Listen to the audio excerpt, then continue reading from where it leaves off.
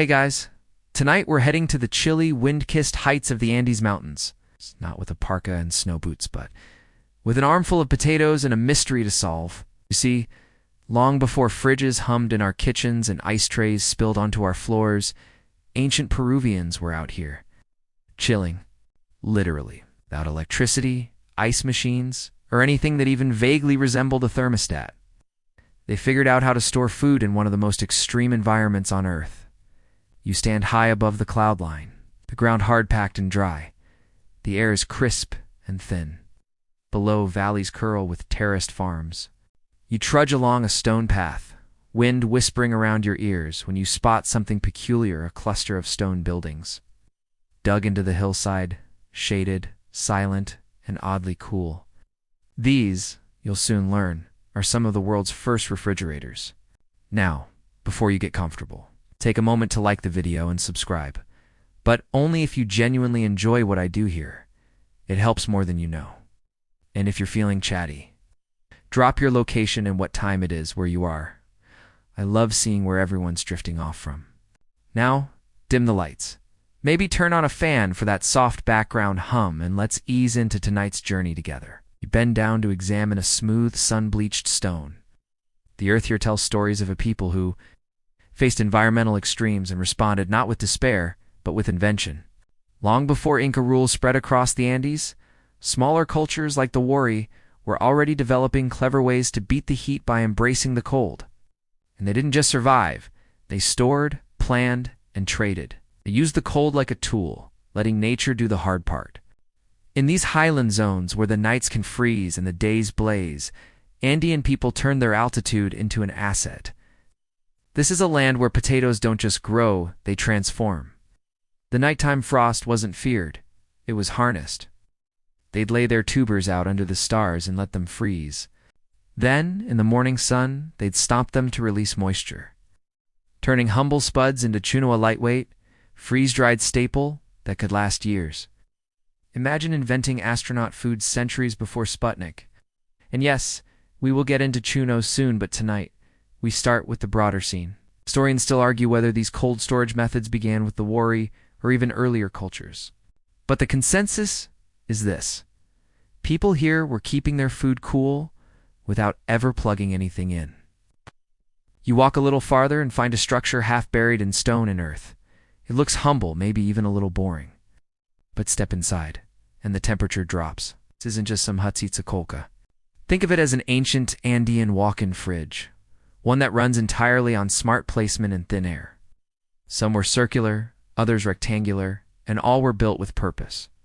The location mattered: a south-facing slope, shaded by cliffs, protected from the sun. Airflow was critical too. They de-design openings to pull cooler air down and let warmer air escape, a trick of thermodynamics you de-recognize from modern passive cooling systems. You lean against the stone and imagine a worker 1,000 years ago hauling sacks of maize, dried fish, maybe even llama jerky, into this cool chamber. There's no buzzing, no fans, no ice, just silence. Maybe the gentle rustle of wind over stone. And here's the twist: it worked. Food lasted. Villages could prepare for droughts. Empires could store tribute. Soldiers could march with provisions that didn't rot by week 2. This wasn't just convenience, it was control. Refrigeration meant power. And not every village had massive kolkas. Some communities used simpler trick-digging pits, lining them with insulating materials like clay or woven fibers, and sealing them with stone slabs. It wasn't glamorous, but it kept things cool. In some ways, it's the earthy cousin of your modern-day root cellar, just a bit more scenic. You pause, take in the altitude.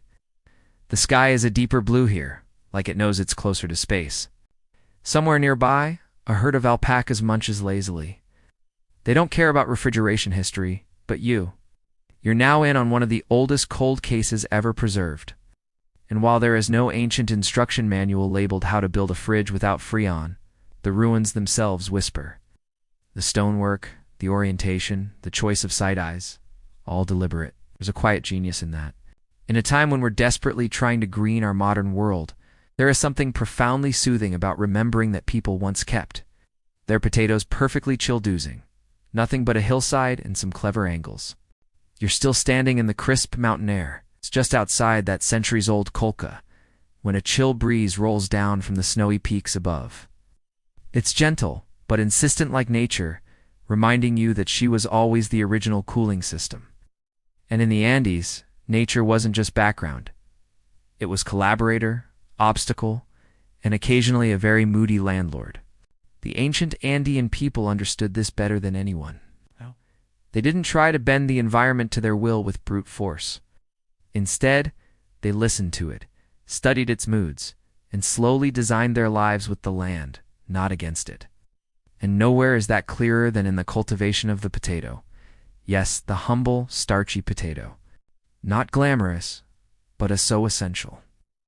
It's no exaggeration to say that this squat little tuber helped build empires. The Incas relied on it. The Spanish would later sail it back to Europe, where it eventually fueled entire revolutions and fed generations. But it all started right here, up in the misty Andean slopes, where farmers figured out how to work with the cold, not fight it. You trudge slowly along a winding trail, boots crunching on gravel. On either side are the famous terraced fields Andins, built like stairs into the mountainside. These weren't just pretty, they were pure climate strategy. Each level of the terrace sat at a slightly different elevation, creating mini microclimates. One level might be perfect for quinoa, the next ideal for potatoes. Above that, maybe something even hardier, or just grazing land for llamas. Some terraces were built specifically to test these variations. Historians still argue whether certain agricultural sites, like the circular terraces at Moray, were experimental farm-sentient climate labs designed to see what grew best where. Imagine your backyard garden, except it covers acres, is 11,000 feet above sea level, and doubles as a scientific field station. You kneel beside a terrace wall, brushing your fingers over stones worn smooth by time. Between the cracks, tiny alpine flowers bloom defiantly, and you can picture it a farmer, centuries ago, waking before dawn, scanning the sky for clouds, checking the frost on the leaves. His job wasn't just planting, it was observation. He watched the land like a scientist. If the potato failed this year, his family went hungry next winter. And speaking of potatoes, you finally reach a flat platform where chuno is being made. Not now, of course. Now there's just a dusty clearing and the whisper of history. But once, this place bustled. At night, the villagers would lay out their potatoes, letting them freeze under the open sky. Come morning, they'd walk barefoot over them, crushing the icy skins, squeezing out moisture with every soft stomp. It's called foot pressing, and yes, it's exactly what it sounds like. Freezing, pressing, drying, repeated over days until the chuno was bone dry, featherlight, and ready to be stored for years. And this wasn't just survival food. Chuno was wealth, tradable, portable, and incredibly efficient. A backpack full of chuno could keep a traveler fed for weeks. Soldiers carried it. Priests accepted it. Governments taxed it. It's kind of amazing, isn't it? That the same spud you mash on Thanksgiving was once moon-dried and foot-pressed by ancient Highlanders at 13,000 feet. Now don't worry, there were more gourmet options too. They didn't live on freeze-dried food alone. The Andean diet included maize, beans, squash, and guinea pig. Yes, guinea pig. Known as kai, these small animals were easy to raise, fast to reproduce, and oddly tasty, depending on who you ask. Kind of the chicken nugget of the Andes. Don't overthink it. But we digress. What really stands out is how all this, the terraces, the refrigeration pits, the chuno process was done without machines. No timers, no thermometers, just instinct, community knowledge, and deep respect for rhythm. Night freeze, day thaw. Rainy season, dry season, warm slope, shady slope. The ancient Andean farmers were like composers, conducting a symphony of soil, stone, and sky. Even their storage buildings, remember, were placed according to wind and sun. Some had dual chambers for airflow. Others had sloped floors to drain moisture. Still others were deliberately built at high altitudes so the cold would do most of the work. You sit now on a low stone wall, watching the sky slowly turn lavender. The mountains are quiet. Somewhere in the distance, a condor glides like a feathered shadow. It's peaceful. Do you realize all this silence, all this stillness, is the result of centuries of doing it right, of learning not to rush, not to force? There's a kind of wisdom in slowness, a kind of beauty in boring. The ancient Andes had both in abundance. You stand up slowly, brushing off your palms. The thin air tickles your lungs as you begin walking again. Following a trail once worn smooth by sandals made of braided llama hide. Below you, in the valley, the soft hush of the wind makes the long grasses whisper like they re-swapping secrets from 1,000 years ago. Now that you've seen how Andean farmers made their food last, let's peek into how they made life last. Because surviving up here wasn't just about calories, it was about collaboration. And nothing says collaboration quite like an empire that spanned mountains, jungles, and deserts, built entirely without money, wheels, or written language. Yes, you heard that right. No coins, no wagons, no alphabets. Just roads, runners, and a very clever system of string. The Inca Empire at its height in the 15th century was one of the largest in the world. But how did they manage it all? How did they keep track of who owed what, who grew what, who lived where? Enter the quipu. You find yourself inside a quiet room, maybe once a small administrative office or local storehouse.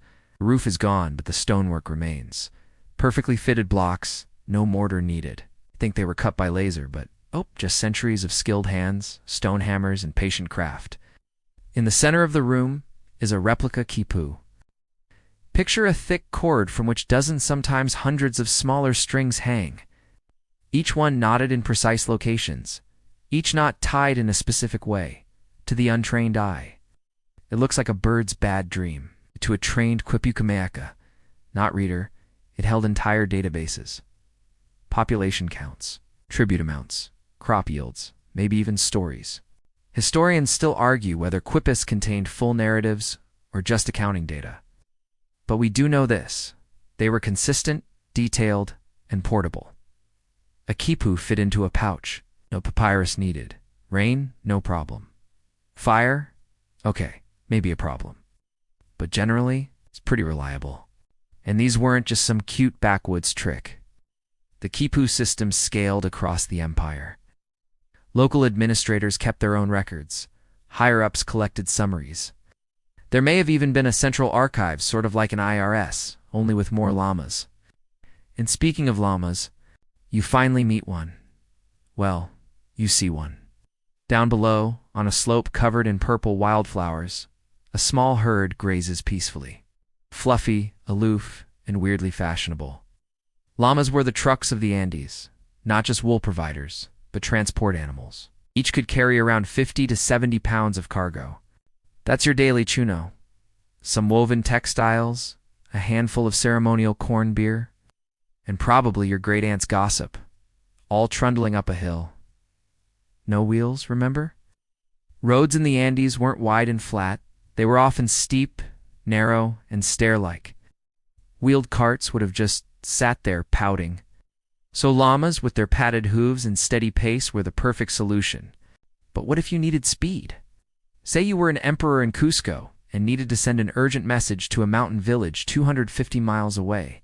That's where the chasqui came in. You step out onto a long, straight stretch of stone-paved road. It's part of the Capicón, the great Inca road system. Over 25,000 miles of it wound through the empire, cutting through jungles, bridging rivers, switchbacking over dizzying passes. And every few miles, a relay station. Chasqui were elite runners, young, fit, and able to sprint at altitude without passing out, like most of us would. They carried quipas, small parcels, even verbal messages. Like ancient FedEx, but with stronger calves. You pause at a tambo's, one of those relay stations.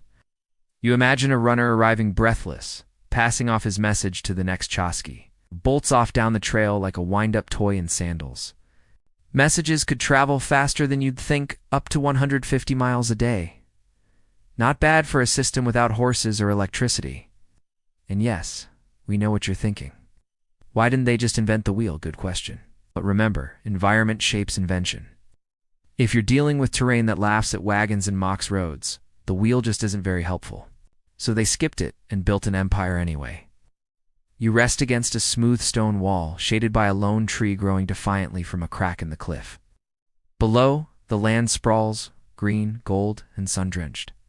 Somewhere out there are more roads, more llamas, more invisible knots of data strung between runners. And through all this, the most striking thing is quiet. Not in a spooky way, in a steady way, like the Andes are humming a lullaby too low for human ears. In every step of this ancient system, every relay, knot, and footstep was tuned to that hum. You lean your head back. Let the sun warm your face. Imagine the message you'd send by Chosky. Something simple, arrive safely. The past is beautiful. See you soon. Your eyes flutter open as the wind picks up slightly, carrying with it the scent of earth, stone, and something faintly sweet, perhaps a wild herb growing unseen nearby. The Andes seem endless, but now we're heading down, toward the heart of the empire, toward Cusco, the navel of the Inca world. You follow the stone path as it levels out and widens. Soon, you begin to notice subtle signs of civilization. Low walls lining the trail, terraced slopes in the distance. Then there it is, the outline of a vast city unfolding beneath you, Cusco. Once a small village, now the capital of an empire that stretched from modern-day Colombia all the way to Chile. And at its center, some of the most awe-inspiring stonework the ancient world has ever known. You step into the city like a guest arriving late to a very orderly party. No chaos, no shouting, just quiet industry. Traders with woven baskets of dried peppers, priests walking with solemn purpose, children chasing each other through plazas edged with glistening stone, and oh, the stone. Every building here seems to hum with precision. You run your fingers along the wall of the Coricancha, the Temple of the Sun, once covered in sheets of gold that shimmered like liquid fire at dawn. It was the holiest site in the Inca world. The walls are made from ashlar masonry stones cut so precisely, so intimately fitted, you couldn't wedge a razor blade between them. No mortar. Just engineering so advanced that modern architects still get twitchy trying to recreate it. Historians still argue how the Incas achieved this. Some claim copper chisels and thousands of laborers. Others suggest more mysterious techniques, vibrations, water, or who knows what. Fringe theories, yes. But stand here long enough and you'll start to wonder too. Inside the Coricancha, you find niches in the walls that once held golden statues. A golden sun disk reflected rays into the inner sanctum. This was more than a place of worship. It was a cosmic mirror, channeling the heavens into the heart of the earth. Because the Incas didn't just build temples, they aligned them. You glance down at a faint line etched into the stone floor, part of a vast sacred geometry that extended from Cusco like spokes from a wheel. These lines, called Sikhs, connected sacred sites walk us across the landscape. Springs, boulders, caves, trees, each with its own myth, its own guardian, its own mood. In Inca cosmology, the landscape was alive. The earth wasn't a passive lump beneath your feet. It was your ancestor, your deity, your record keeper. Even had a name for it. Pachamama, Mother Earth.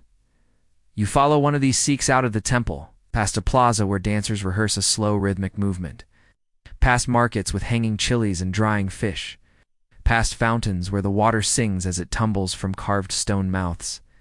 And you arrive at "Try saying it out loud, sexy woman." Go ahead, everyone does. The locals will politely chuckle and nod like yes, yes, very original.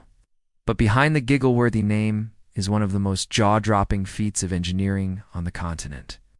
You walk among its zigzagging walls, each block massive, some weighing over 100 tons. They aren't just stacked, they're sculpted to interlock like a three-dimensional jigsaw, still standing after centuries of earthquakes that have reduced colonial buildings to rubble. Why the zigzag shape? Historians still argue. Maybe it represented lightning. Maybe it was strategic, meant to confuse attackers. Maybe it just looked awesome. Sometimes a wall's just got swagger. You climb up the steps.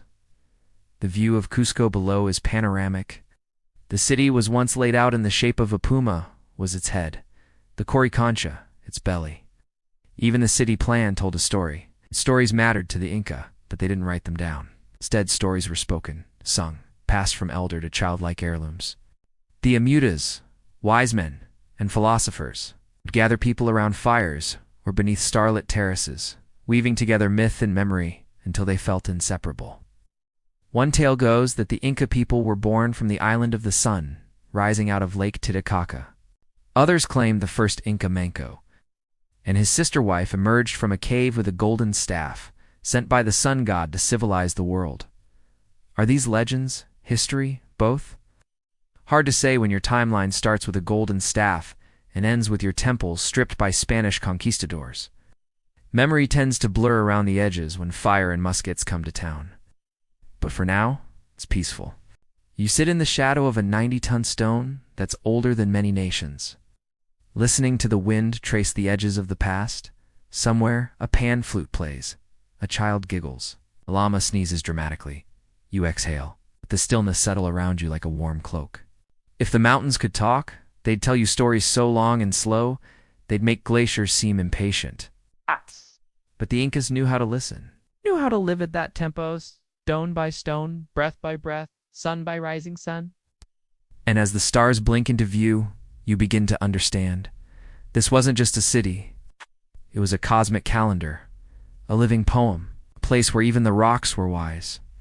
The night deepens as you sit atop the ancient stones. Stars prick the sky like stories waiting to be told, and the cold mountain air whispers through the gaps in the stones, though, to be honest, there aren't many. These blocks fit together better than most modern furniture. You decide it's time to descend down through Cusco's winding streets. Past houses with red tile roofs and colonial balconies, past the occasional curious guinea pig scurrying underfoot. And as you drift out of the city, the scenery shifts. Fields open wide. The scent of tilled earth and burnt corn husks lingers in the air. You're now on the roads of the Empire, and not just any roads. Welcome to the Capac on the Royal Road. This isn't your average dirt trail. We're talking about an ancient highway system that stretched over 25,000 miles.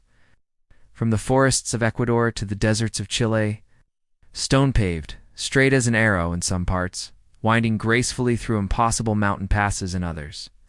Imagine the Roman roads, but built several thousand feet higher, and with llamas instead of wagons. You're not walking alone. You're joined by Chasquita Inca messengers, fleet-footed runners who relayed messages along the empire's length using quipus, knotted cords of wool that function like ancient data packets. No writing system, no problem. You can encode census data, tax records, even military orders with enough knots and a good memory. One Chasqui passes you now, barefoot, lean, focused.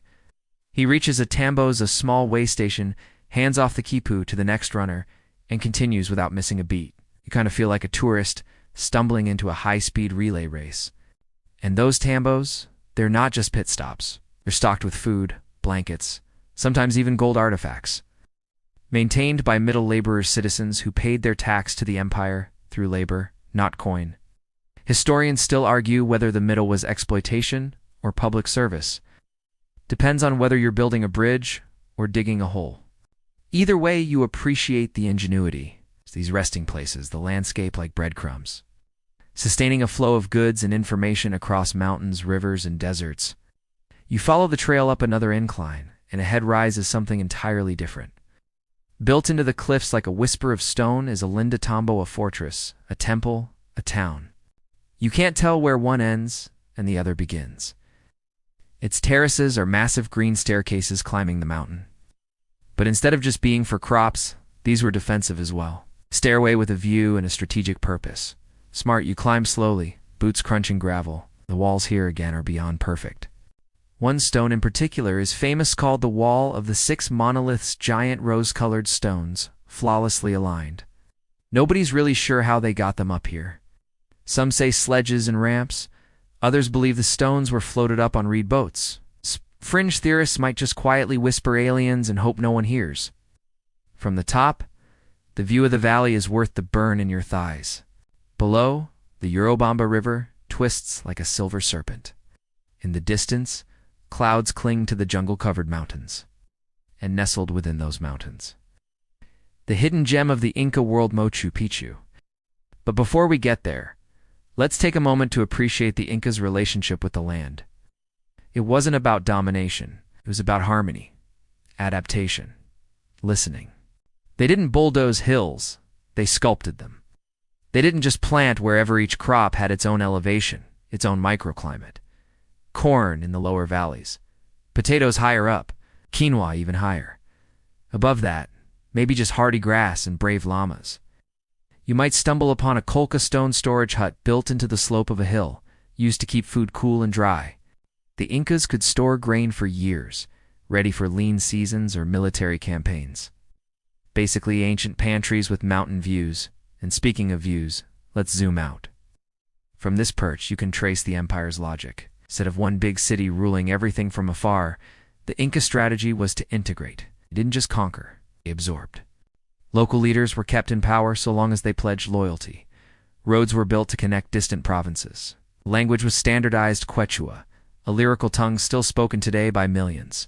Textiles were standardized too. Imagine government-issued sweaters color-coded by status. At least you'd never lose track of whose cloak was whose. They even had state marriage policies. Young men and women gathered each year for arranged unions to mix bloodlines and strengthen alliances. Romantic, questionable, efficient. Absolutely. You pass through a village where a festival is underway. Music echoes drums, pan flutes, a rhythm older than the Andes themselves. Children wear woven tunics, elders sip chicha, a fermented corn beer that tastes like warm, earthy temps. It's served from big clay jars and passed in wooden cups carved with animals. A llama walks by with what you swear is a smug expression. You nod respectfully. You feel it now that the Inca Empire wasn't built just on stone and order, but on culture, shared traditions, and this unspoken agreement. We're all in this together, which makes what's coming harder to imagine, but not yet. For now, the stars shine softly. The drum beats grow slower. Someone nearby begins to hum a tune as old as the terraces. You close your eyes, breathe in the mountain air, and let it wrap around you like an old poncho. The road still stretches ahead. But you've taken your first real steps into the heart of an empire that once ruled the roof of the world with bare feet, its clever minds, and stones that whispered secrets to the sky. The morning air is crisp as you rise with the sun, watching mist curl around the mountain peaks like silk scarves abandoned by the clouds. You're deep in the Andes now, on the cusp of discovering a place that, for centuries, remained hidden from the outside world. A city in the sky, veiled in mystery, woven with stone and cloud. You tighten your cloak, take a steadying breath, and continue along the narrow ridge. Trail your footsteps, soft against ancient stones, worn smooth by time and llamas. And then, without fanfare or warning, it appears, Machu Picchu. It reveals itself like a memory. Stone terraces step down the mountain like giant green bookshelves. Roofless buildings sit in perfect rows, their granite walls still strong after centuries of rain, sun, and occasional clueless tourists with selfie sticks. You pause. Even the air feels sacred here. This wasn't just a city, it was a ceremonial center, a royal retreat, possibly even an observatory. Historians still argue whether it was built for defense, astronomy, or a really extravagant Inca vacation home. Frankly, you're kind of hoping it was all three. Who wouldn't want a vacation palace with sacred star-lining temples and built-in llama landscaping? You walk through the sun gate, the traditional entrance, and enter what feels like a lost world. Not lost because it was forgotten, lost because it was hidden on purpose. Spanish conquistadors never found it. Maybe it was spared. Or maybe the Incas just knew that some things weren't meant for outsiders. As you explore, you notice how the city flows with the mountain. Nothing feels forced. Houses curve with the slope, temples point toward the cardinal directions. Water channels snake through the city, fed by mountain springs, some of which are still flowing. That's right, plumbing, gravity-fed, elegant, and far less leaky than whatever's going on under your kitchen sink. Ow. You reach the Temple of the Sun, its curved walls still humming with quiet reverence. During the solstice, sunlight enters through a window and lands precisely on a ceremonial stone. It's not just beautiful, it's deliberate, a marriage of engineering and the cosmos. Across the city is the Intihuatana carved stone, often called the hitching post of the sun. It may have been an astronomical clock, or a spiritual tether, or possibly just a fancy sundial that screamed, "We get the seasons here." You run your fingers along its edge. Smooth, cool, timeless. Below, Agricultural terraces roll down the hill, verdant and neat. Each level had its own microclimate. The Incas weren't just growing crops, they were experimenting.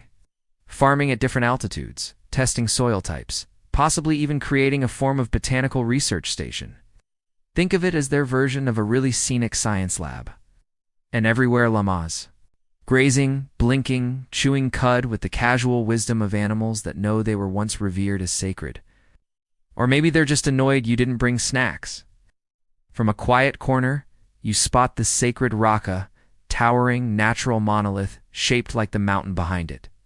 It's a mirror of the land, a reflection in stone. You get the feeling it wasn't put there, it was already there, and the Incas simply chose to honor it. You sit down nearby and notice something. It's silent, but not empty. The breeze whispers through the grass. A hawk cries out above. The stones seem to breathe with stories of priests, stargazers, builders, weavers. Children chasing each other between houses, laughter echoing down the terraces. And just as you're getting cozy, reality knocks at the gate. The truth is, we still don't know exactly why Machu Picchu was built. No. Theories abound: religious retreat, elite summer camp, emergency backup capital. It was abandoned in the 16th century, possibly during the Spanish invasion, possibly due to disease, or maybe just a strategic withdrawal. Like any good mystery, there's no neat ending. It stayed hidden until 1911, when American explorer Hiram Bingham showed up with a machete, a camera, and probably a very confused expression. Locals had known about it, of course, but to the outside world, it was a revelation, and it still is. But your journey doesn't end here. Machu Picchu is breathtaking, yes, but it's just one gleaming stone in the larger mosaic of the Inca world. As you leave the sanctuary and descend the mountain, the terrain begins to shift. The forest grows thicker, the air more humid. The road beneath your feet becomes soft or worn. You follow the Urubamba River, curling through the sacred valley like a lazy dragon. Small villages greet Upasek with its colorful markets. Moray, with its surreal circular terraces. Maras, with salt pans that look like white scales glistening on the hillside. At Mare, you marvel at the ring's concentric terraces descending into the earth like a giant fingerprint. Some believe it was an agricultural lab, each ring a different temperature zone. Others wonder if it held a ceremonial purpose, or perhaps functioned as a grand amphitheater for plants. Then again, maybe it was just a place where the Inca said, "Let's see what happens if we grow potatoes in a bowl." Scientific curiosity runs deep. At Maras, the salt pans shine. Thousands of shallow pools, fed by a single salty spring, evaporate slowly in the sun, leaving crystals behind. These have been harvested since Inca times and are still worked today. Sweet sleep fact. Licking the rocks is discouraged but oddly tempting. Everywhere you go, the Inca left their mark. Not through towering statues or triumphant monuments, but through integration with the land, the climate, the stars. They didn't build over nature. They built with it.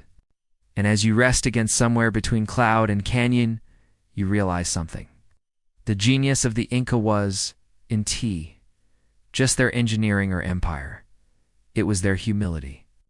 They understood that mountains move slowly, rivers carve deeply, and time flows, whether you're watching or not. You close your eyes. The wind hums softly. Somewhere nearby, a flute plays. And in the hush between its notes, you swear the stones are still whispering. The trail narrows again, winding upward through eucalyptus groves planted long after the Incas had vanished. But the scent is strangely soothing, camphor and mint, mixed with the earthy aroma of ancient soil. You follow the ridge along the sacred valley, passing shepherds wrapped in bright woven cloaks, their llamas blinking sleepily as if they, too, are part of the landscape. It's time to leave the highlands behind. Ahead of you lies the coastal desert, a land of sand, wind, and hidden wonders. If the Andes were the bones of the Inca Empire, the coast was its quiet heartbeat. And nowhere is that more striking than the Nazca Lines, vast geoglyphs carved into the arid plains of southern Peru. At first you don't see anything, just rocky earth, tan and brown and featureless. But then from a higher ridge, better yet, from the air you see them, a spider, a monkey. A hummingbird with a curling beak that stretches longer than a football field. Geometric patterns, spirals, trapezoids. They cover the desert like a notebook scribbled by giants. Some figures stretch over 1,000 feet. The Nazca lines were etched by removing the reddish pebbles on the surface to reveal the lighter-colored earth beneath. No digging, no carving. Just ancient people dragging their feet for miles in deliberate, purposeful patterns. Why did they do it? Well, historians still argue whether they were ceremonial paths, water rituals, or messages to the gods or aliens, depending on your level of sleepiness and documentary taste. It's easy to forget how dry it is here. The Nazca Desert receives barely any rain. That's why the lines have survived so long, windless, sun-baked, and preserved like cosmic doodles on a celestial fridge door. But the Inca weren't the first here. The Nazca civilization flourished from 100 BCE to 800 CE, known for their vivid pottery and underground aqueducts. Esret underground. They built puqueos, spiral-shaped holes leading to water channels deep below the desert, engineering magic with no bulldozers in sight. You descend toward the coast, where sand meets sea in surreal contrast. Desert dunes roll right into ocean cliffs, and everything feels timeless. Your next stop? The ancient city of Chan Chan? Welcome to the largest adobe city in the world, capital of the empire, which thrived before the Incas swallowed them whole. Chan Chan rises from the desert like a dream maze of high mud walls, sun-baked corridors, and labyrinthine courtyards. It was home to around 60,000 people at its height. Walking through its remains, you feel like an ant in a forgotten kingdom. Walls are decorated with repeating motif waves, fish, seabirds. Everything points to the ocean. This wasn't just a desert kingdom, it was a maritime superpower. They were brilliant at irrigation. They diverted rivers with canals and created vast gardens in a place where it shouldn't have been possible. Fish were dried and traded. Shells became currency, and everything hummed with a coastal rhythm. You rest in a shadowy alcove, running your fingers over the walls, carving, simple, geometric, eternal. There's a quiet grace to it all. Eventually, of course, the Incas came. As they expanded northward, they conquered in the late 15th century. Absorbing their knowledge and resources like a sponge, the Incas didn't destroy Chan Chan. They respected its grandeur. But power shifted inland, and slowly sand began reclaiming the city. Further north, near the modern city of Trujillo, you find the Huaca del Sol and Huaca de la Luna pyramid of the sun and moon, built by the Macha civilization. These adobe temples predate the Inca by centuries. You stand before the towering Huaca del Sol, its sloping sides crumbling but still defiant. The Mocha painted vivid murals inside. Warriors, rituals, mythic creatures. You imagine a priest standing in brilliant robes, raising a ceremonial cup to the heavens, maybe not wine inside, but chicha, a fermented corn drink still enjoyed today. Fun fact, traditionally it's chewed first to start the fermentation. Sleep tight with that image? The Moche were incredible metalworkers, some of the finest goldsmiths in the ancient world. They made delicate nose rings, headdresses, and cups, with faces that look almost familiar, human, expressive, not just gods, but people. And people leave behind stories. You wander further down the coast to Carroll, one of the oldest cities in the Americas, dating back nearly 5,000 years.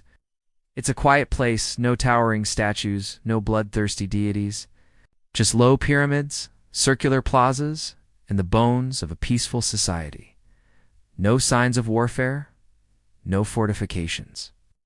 Just music instruments, trading goods, and perhaps a society more interested in ideas than conquest. Historians still argue whether it was the birthplace of Andean civilization, but its simplicity is strangely moving. You sit atop a stone platform and look out at the desert once more. It's easy to forget this is part of the same empire. The Incas pulled it all together, but these earlier cultures built the foundation. Layer by layer, city by city, until the Andean world became a complex web of beliefs, languages, and technologies. As the coastal sun begins to sink, painting the adobe ruins gold, you finally feel the scale of it all, not just in size, but in time. The Andes, the coast, the highlands, they weren't separate chapters. They were threads, in the same long tapestry. And the Incas, they were the weavers who tied it all together. Tomorrow, you'll follow their trails back into the mountains, toward the center of it all, toward a city where gold shimmered in the temples and power was concentrated like the sun at noon. But for now, as night falls gently over the desert and the surf hums a lullaby in the distance, you let the sand cradle you like a quiet story that still hasn't ended. Morning mist clings to the terraces as you begin your climb. The path is steeper now, stones polished by centuries of footsteps, barefoot messengers, traders, farmers, and the feather-crowned elite. You're heading toward the highland heart of the empire, toward the navel of the world, Cusco. But before reaching the city, you pass through the sacred valleys and hillside strongholds that once guarded it. Stop to rest at Ollantaytambo, a fortress that clings dramatically to the mountainside. Its terraced slopes rise like giant stairs to the clouds, and from its highest point, you can look out over the winding Urubamba River. Ollantaytambo was more than a fort. It was an administrative center, a temple, a royal retreat, sort of like a mountain getaway for high-ranking Incas, who enjoyed dramatic views and excellent plumbing. No joke, the Incas were masters of water management. Channels still run clear today, perfectly angled for flow without modern tools. Then you reach Cusco, the ancient capital. At first, it feels like any other mountain city, bustling, colorful. Friendly but beneath the surface lies a stone tapestry of astonishing precision. You kneel down and run your fingers along the 12-angled stone, one of many interlocking blocks in the city's walls that fit so tightly together, not even a hair can slip between them. No mortar, just centuries of engineering perfection. Cusco was more than a city. It was a cosmic diagram. Its layout mimicked the shape of a puma, with the fortress forming the head, its zigzagging walls like jagged teeth. You climb to that fortress now, each stone the size of a small car, placed without machinery, cranes, or forklifts. Just hands, ropes. Ingenuity. How did they do it? Historians still argue whether the stones were dragged, floated on logs, or moved with tools we've lost. Some say the secret lies in patience and workforce coordination. Others say Cules, that aliens were involved. Either way, you can't deny the result is breathtaking. From you, watch the city stretch below, shaped by history, healed by time, and you realize something remarkable. The Spanish built their colonial city on top of Inca foundations. Literally. Many buildings in modern Cusco have Spanish facades but Inca bases. It's like two histories woven into one wall, one layered in adobe and Catholic saints, now the other in ancient unmortared stone. You descend again, following the ancient road known as the Capacon, or the great Inca Rota network of over 25,000 miles stretching from Colombia to Chile. Built to connect the empire's many regions, it was a logistical masterpiece. Relay runners called chasqui sprinted along it with messages tied in quipus-knotted cords used instead of writing. That's right, the Incas had no written language, yet their empire thrived, using quipus for census data, food distribution, and record-keeping. Imagine managing a population of millions without a single scroll. Impressive. And mildly terrifying for modern accountants. And speaking of infrastructure, remember all that stonework? Wasn't just pretty? Inca cities and roads were designed to withstand earthquakes. Their trapezoidal doors and flexible joints could absorb tremors like ancient shock absorbers. Meanwhile, our modern cities still crack under pressure. Advantage Incas. As you walk farther, you pass tambos, way stations, where travelers once rested, stocked with supplies and hot chicha. They were ancient pit-stop snow coffee machines, but you could probably still nap under a llama blanket. And then the path narrows once more. Ahead of you, surrounded by mist and mystery, lies a city that defies time. You round a bend, and there it is. Nestled between sharp green peaks like a sleeping dragon, its terraces curve gracefully into the mountainside. Pause and breathe it in. The citadel's silent stones, the flight of condors overhead, the feeling that you've arrived somewhere both ancient and eternal. No one knows exactly why Machu Picchu was built. Some believe it was a royal estate for Pachacuti, the empire's visionary emperor. Others think it was a sacred retreat, or even an astronomical observatory. Historians still argue whether it was a seasonal palace, a military outpost, or simply a holy mountain hideaway. But one thing is certain, it was never discovered by the Spanish. That's why it's so well preserved. When Hiram Bingham stumbled upon it in 1911, led by local farmers, it had been quietly cradled by the jungle for centuries. You wander the pathways from the Temple of the Sun to the Room of the Three Windows. Every stone is whispering. You half expect someone in a feathered tunic to turn the corner, nod politely, and continue about their day. One of the most astonishing features here is how the Incas fused architecture with nature. They didn't flatten the mountaintop, they worked with it. Stones were carved to match the curves of the terrain. Buildings framed the movement of the sun during solstices. Terraces captured rain, and springs fed fountains through invisible channels. It's almost as if Machu Picchu wasn't built on the mountain but from it. You sit at the sun gate as the light fades, watching the last rays illuminate the stones below. Somewhere far off, a flute echoes through the valley. This isn't just a ruin, it's a poem, a memory written in granite. And as night wraps the city in velvet mist, you lie back on warm stone, thinking of all the footsteps that came before you and all those yet to come. Darkness cradles Machu Picchu, and you drift into dreams still echoing with flute music and the crunch of llama hooves on stone. But morning comes fast in the highlands, and with it a chill, a new day, a new emperor, and a new challenge. You wake to the sound of thunder not from the sky, but from across the empire. The Spanish have landed. You're no longer walking the high paths of peace and worship.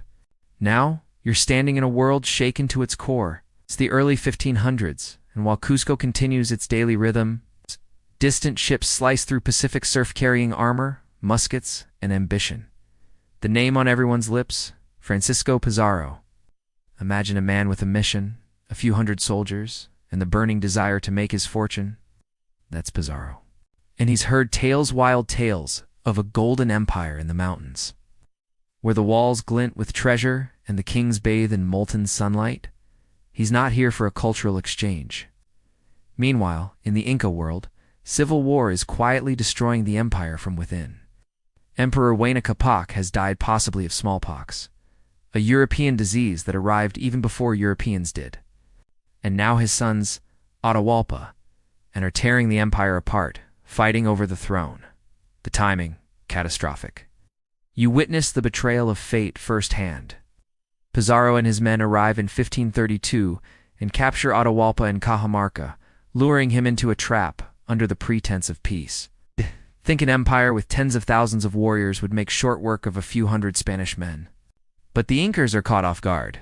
Horses are terrifying, guns are loud, and steel is unstoppable. Atahualpa tries to bargain his way out. He offers to fill a room with gold literally, and he does. The ransom is paid, shimmering in the light.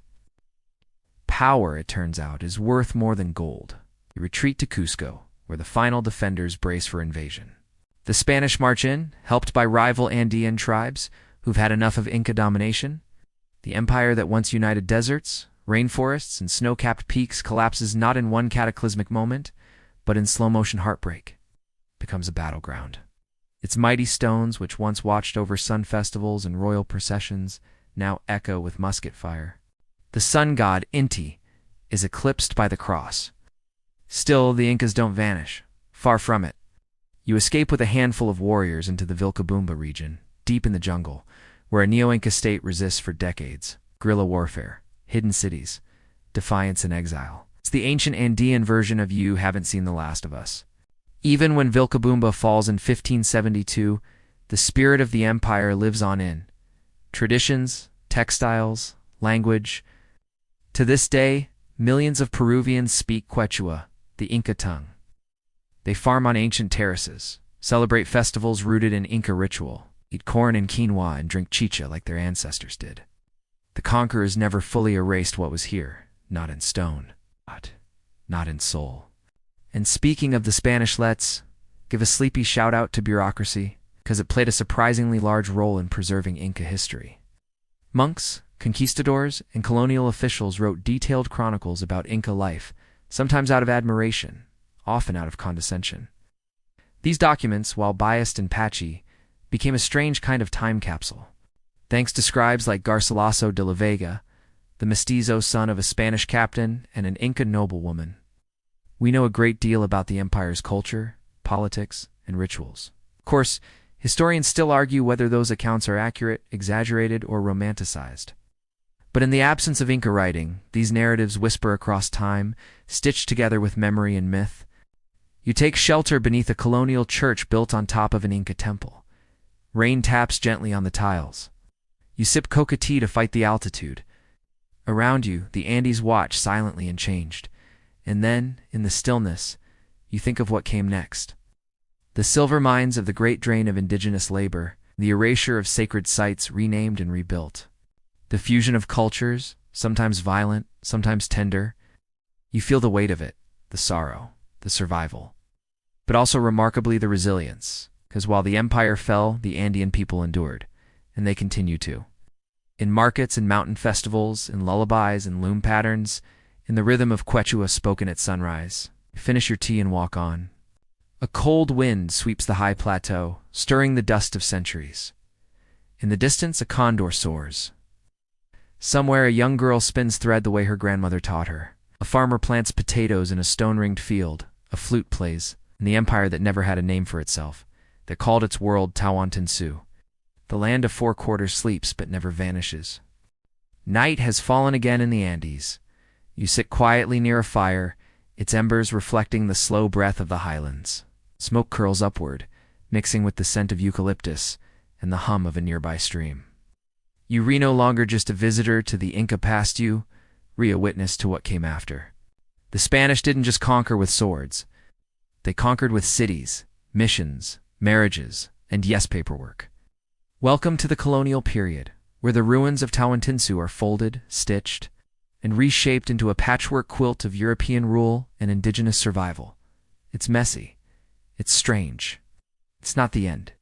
You start in Cusco, which becomes a Spanish colonial capital, its temples converted into cathedrals. The Coricancha, once the most sacred temple to Inta, is now the foundation of Santo Domingo Monastery. Same stones, new gods, and yet those stones don't forget. Walk the city, and you'll see it the dual identity of every building. The heavy, perfectly cut Inca base. The slightly wobbly Spanish additions stacked above. It's like history itself is shrugging and going, well, I guess we're doing both. Out in the countryside, things get even more surreal. Missions spread Christianity. Priests teach the Bible in Quechua. Statues of the Virgin Mary wear Andean clothing. Saints begin to resemble mountain spirits. Syncretism, that's the name for this cultural fusion, and it's everywhere. Imagine kneeling in a candlelit church, staring at a painting of the Last Supper. Jesus and the apostles sit around a table butt on that table. There's Kai, guinea pig, roasted golden, Andean.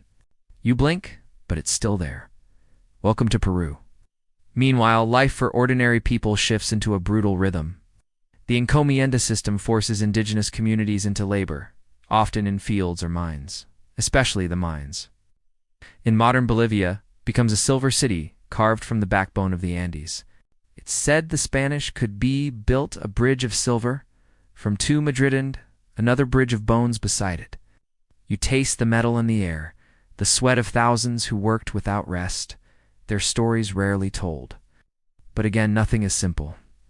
Within this colonial world, new identities emerge. Mestizos people of mixed Spanish and indigenous heritage become poets, soldiers, scholars. Some try to rise within the colonial system. Others resist from its shadows. One name echoes through the hills Amaro too. Born Gabriel Condor Conqui, he claims descent from the last Inca rulers.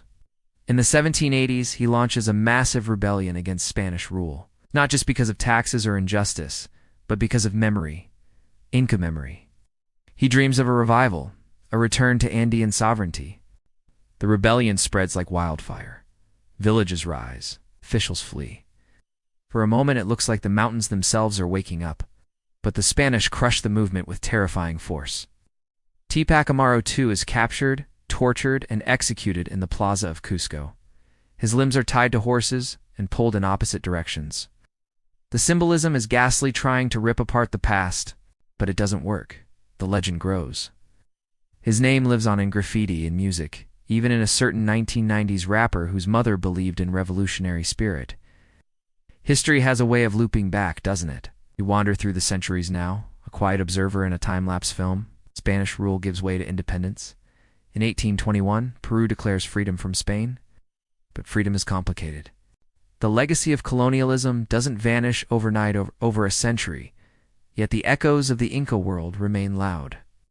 In modern Peru, Bolivia, Ecuador, you hear Quechua and Aymara on buses, in schools. On TV, the terraces built by Inca engineers are still farmed. Dances like the Inti Raymi festival in Cusco reenact ancient rituals under the Andean sun. A nation's heart often beats under its scars. Now, you're back in the sacred valley. Stars are sharp as glass, and the wind tastes like old stone. A guide name tells you stories passed down by her grandmother of how the mountains are alive, how every river remembers, how the puma still watches. You believe her, because this isn't just nostalgia's continuity. The Inca world didn't end. It morphed, adapted, whispered its way into the present. Historians still argue how much we truly understand about Inca cosmology, engineering, or daily life. But they agree on this. No empire of the Americas left such an intricate legacy, so visibly woven into the fabric of today. So much so that even in modern times, the Inca influence continues to shape identity and politics. Indigenous movements across South America often invoke the memory of the Inca to demand land rights, cultural recognition, and environmental justice. And why not? The Inca viewed nature as sacred. Mountains had spirits. Farming was a contract with the earth. You pause, thinking about how that worldview might serve us today. Instead of conquering nature, collaborating with it. As dawn breaks, you climb one last mountain. This one isn't part of a pilgrimage or a royal trail. It's a simple path above the clouds. You reach the top and sit quietly, the valley spread beneath you, and in the hush you sense the full arc of the story. From humble herders chasing llamas, to emperors who bent the mountains to their will, to an empire that left no alphabet, but still wrote itself into the bones of a continent. You smile. Because the Inca didn't build forever, but they built well enough for memory to find shelter. And you're part of that memory now. The mountains fade into the night, and with them, the last golden hints of empire. But your journey isn't quite done, not until you understand the disappearance. Because for all the glory, all the roads and storehouses and stargazing priests, there's one truth you can't shake. How could something so vast vanish so fast? So now you descend down into the archives of confusion. Because honestly, no one agrees on exactly how the Inca Empire fell.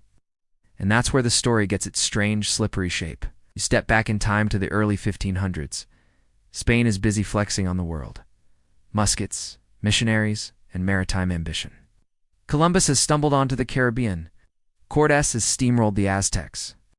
And now, a wiry little man named Francisco Pizarro arrives in South America with fewer than 200 men and the boldness of someone who's never touched snow. What he finds is chaos, because plot twist the empire is already wounded. A brutal civil war has just ended between two royal brothers, Atahualpa and their father, the Emperor Huayna Capac, had died suddenly, likely of a European disease, smallpox. Maybe before the Spaniards even set foot on Inca soil. Yes, the pandemic arrived before the people did. Imagine that. Germs as the first conquistadors. The result? An empire divided, grieving, confused, and exhausted. Atahualpa wins the war, but his army is thinned, his capital city is unstable, and his people are still burying their dead.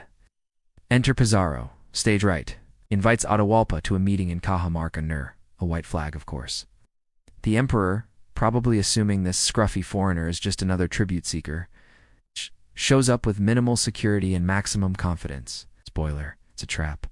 The Spaniards ambush, gunfire erupts, horses charge. Remember, no one in the Andes had ever seen a horse before, so this was like getting attacked by living dragons. Within minutes, Atahualpa is captured. Just like that, the moment feels impossible. Literal God King, kidnapped like a street pickpocket. Atahualpa tries to negotiate. He famously offers to fill a room with gold and silver in exchange for his release. The ransom is paid, but Pizarro kills him anyway. Why? Historians still argue whether it was about control, fear of rebellion, or just plain greed. Whatever the motive, the deed breaks the spine of the empire. You wander through the mental ruins of that moment. The despair, the shock, the sheer absurdity of an empire brought down by fewer than 200 strangers in shiny armor. Of course, it wasn't just the Spanish. The Andean world had cracks. Ethnic tensions, tax fatigue, rival factions. Local leaders, tired of Cusco's control, often helped the invaders. It's a hard truth. Empires can collapse from the inside long before anyone kicks down the door. Still, it didn't end overnight. You now follow the rebels' names whispered like footnotes in the mountains. Manco Inca, who led a resistance and built a hidden capital in Vilcabamba. For decades, the Inca fought back, using guerrilla tactics, booby-trap trails, and highland hideouts. The jungles swallowed their settlements, but not their spirit. The final ruler, Amaro I, was captured in 1572 and executed in Cusco's plaza. Some say he looked to the horizon and warned of a return. His name would echo again centuries later in rebellion, in a 1990s rapper's birth certificate. History is weird like that, but even after the conquest was complete, the Spanish never fully understood the empire they had broken. The Quippus baffled them. The road networks were abandoned. The sacred knowledge of the Sikhs, the radial energy lines of Cusco faded. And yet the Inca didn't disappear. It just changed shape. You sit in a colonial courtyard that rests atop a raised temple. A Spanish church stands above Inca foundations. The old stones, fitted without mortar, have withstood every earthquake. The newer church walls, they've needed repairs more than once. You smile. The metaphor is a little too perfect. Even today, locals tell stories that blend Catholic saints and Andean deities. The Virgin Mary becomes a mountain spirit. Festivals are Christian in name, Inca in rhythm. It's not resistance. It's resilience. You meet a modern historian well. Okay, you imagine one. In a cozy library with creaky wooden floors and coca tea on the side. She tells you there's no such thing as a lost civilization. It's only ignored ones. Because when you listen carefully to lullabies, to crop cycles, to the way clouds are read before planting you, realize the empire never truly died, just stopped using gold to prove it was alive. Outside, a light rain begins to fall. It patters on tiled roofs. You think of Atahualpa in his cell, still bargaining. You think of Pizarro, eventually assassinated by fellow Spaniards, another footnote in a long, cruel loop. You think of the stones, always the stones. Those fitted blocks of earth and effort, untouched by time, outliving gods and guns and greed. And you feel a strange kind of peace. History, you realize, isn't just about what fell. It's about what stayed. The wind stirs through the Andes once more, gently tugging at your cloak of imagination. You've walked the Inca roads, seen the rise of empire, felt the tremor of conquest, and yet something still draws you in. Not the glory, not the fall, but the how. Did they know to build roads across earthquake zones? How did they organize food for millions without coins or markets or wheelbarrows? How did they farm mountains that would make modern engineers sweat? Tonight we go quiet with these questions, not to answer them, but to sit beside them like old friends, because understanding is often slower than conquest. You picture an Inca farmer, call him Amaro, waking before dawn in a mountain village. The sun hasn't yet touched the snowy peaks, but the llamas are restless.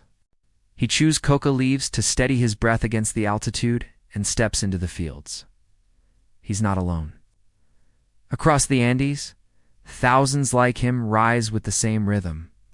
Not by chance, but by design. Because the Inca Empire was not a monarchy of whims, it was a clockwork society, timed by the sun, tuned to the stars. Let's talk about that. The Inca calendar wasn't just lunar or solar, it was both. Priests observed solstices from mountain observatories, predicting weather and harvests with alarming accuracy. Agricultural festivals weren't just cultural, they were scheduling tools. Every task, from planting maize to spinning alpaca wool, had its season and signal. You marvel at the efficiency. No money? No problem. Inca society ran on labor. You didn't pay taxes, you gave time. 1 month a year, you might help expand a road, repair a bridge, or store grain in state warehouses. It was called Mida. To the Inca, wealth wasn't gold. It was grain in a storehouse, warm clothes, a well-fed army, infrastructure that worked. You smile, thinking of how often we measure greatness by shiny things. Maybe real greatness is measured in how a civilization takes care of its people. And yes, it had flaws. Power was centralized. The nobility lived better than the rest. Rebellions happened even before the Spanish arrived. But overall, the system worked. For hundreds of years, across impossible terrain, in a land without iron or wheels or writing, they built a functioning empire. And in the cracks of conquest, that knowledge hid. Not lost, just buried. Flash forward, it's the 21st century. Satellite images scan the Andes. Archaeologists sip coffee and stare at pixelated maps, eyes widening as they trace long-forgotten Inca terraces under forest canopies. Water systems, canals, villages, not in any book. One researcher calls it the Inca Amazon, another shrugs. We're just getting started. Meanwhile, scientists study quinoa, a grain once mocked, now called a superfood. They dig into ancient potato strains, engineered by Inca farmers to survive frosts and droughts. They look at climate-resilient agriculture and realize the best ideas might be old ones. You walk through a modern Andean town. A woman sells chicha and recycled soda bottles. Children learn both Spanish and Quechua in school. A man wearing a messy jersey stops to pray at an old stone shrine. It's not past or present, it's both. You realize the Inca legacy isn't a museum piece. It's a living thing. It's in cultural pride. The songs, the dances, the ceremonies that still mark time with solstices. It's in engineering marvels like Machu Picchu, built without mortar, yet surviving centuries of rain and earthquakes. It's in worldviews that see nature not as a resource to extract, but a relative to honor. You take a final breath, the air thinner now, but richer in meaning. History, you've learned, isn't a line to spiral, curls back on itself, whispering truths we thought we'd lost. And maybe if we listen, we'll find answers, not just to how empires fall, but how societies endure. Your fire dims. The mountains hold their breath. Somewhere in the dark, a pond pipe plays a lullaby first heard 500 years ago. Sleep comes easily now. The stones are still standing. And so are we. And now, as the echoes of empire fade, and the rhythm of ancient footsteps still lingers softly in your mind, it's time to let your breath slow, to loosen the grip of waking thoughts, and settle fully into rest. You've wandered through frozen mammoth plains and glacier-carved valleys, watched rivers rise with the melting ice and seeds of civilization take root in warming soil.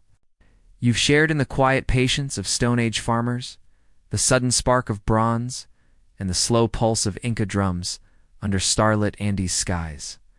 Let it all drift now. Let the old cities fall gently behind the curtain of sleep, not with a crash, but with a sigh. No need to hold on to names or dates. The shapes and sounds of the past are still there, reshaping themselves in the soft folds of your dreams. The world is always changing. You're safe right here. Right now, there's no empire to build, no kingdom to defend. Just your body sinking, just your breath softening. Yes. Just the ancient hush of stories told in a circle of warmth and stillness. The people you've met tonight, the artists, the hunters, the farmers, the builders, they're all at rest too now, their hands quiet, their journeys paused. And perhaps somewhere across time, they're dreaming with you. So let the night hold you, steady and slow. Let the stars overhead be your only map. And let yourself slip peacefully into sleep, knowing that history, in all its noise and wonder, is always waiting for you to return next time the fire is lit. Sleep well. Sweet dreams.